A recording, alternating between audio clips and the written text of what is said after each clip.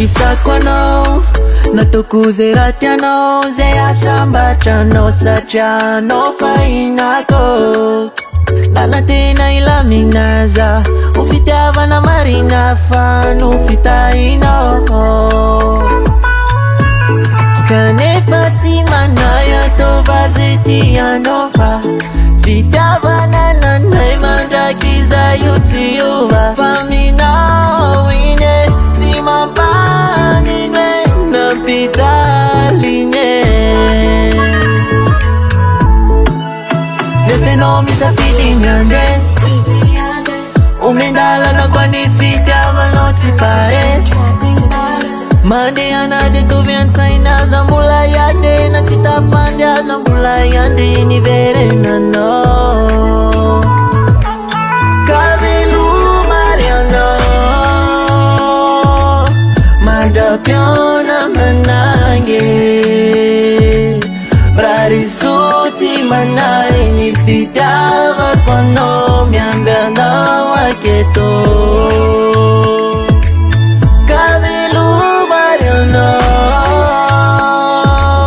Mandrapiona manange Brarisoty manay ny fitiavako anao miamby anao aketo. Tanora fanay anao ka tsy amiako tsiny na ialaza hitady afafaza masikiny. Tsy mampanino asa fity tsy terena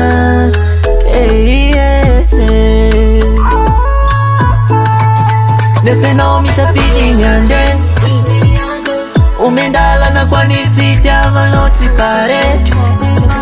Mandeha anady tovy an-tsaina aza mbola iady na tsy tafandry aza mbola iandry niverenanao.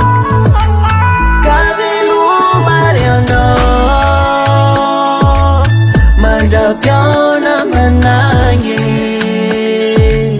Brarisoty manay ny fitiavako anao miamby anao aketo. Kavelomary anao mandrapiona manange Brarisoty manay ny fitiavako anao miamby anao aketo.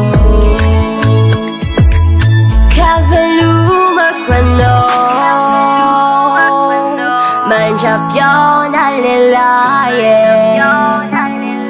Brarisoty manay ny fitiavanao zaho adino aketo.